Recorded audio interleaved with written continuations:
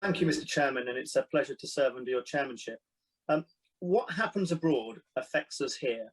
This is evident in a pandemic, but true in many other ways. Peterborough is a diverse, multicultural city.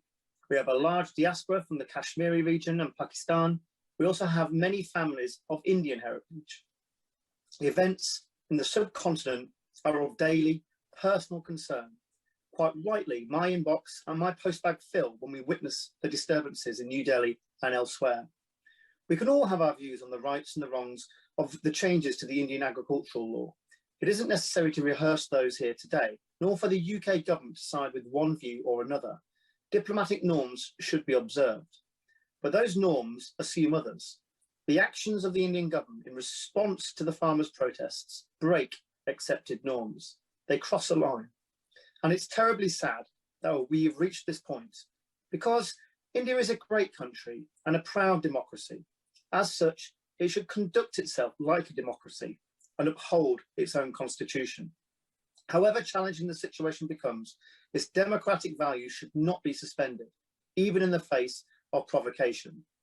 Instead, the Indian government has blocked the use of the internet on mobile phones, arrested journalists, and now we read the reports of new legislation to force social media platforms to censor posts and break into encrypted messages. Mr. Chairman, these are liberal measures. The strength of feeling of protesters does not make them acceptable. The excuse of national security does not make them any less authoritarian.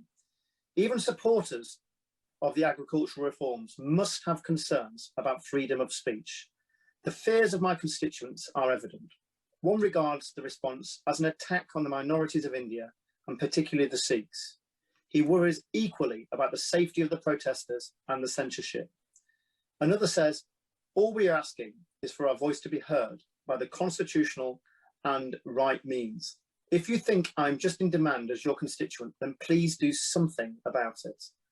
They doubt some of the allegations levelled at the protesters and reiterate the heavy-handedness of the Indian government's response. My constituents with family connections to India are right to be worried. It is right that concern is expressed in this House, and I hope the Minister will convey our government's concern. Upholding the law should never be allowed to slide into authoritarian oppression.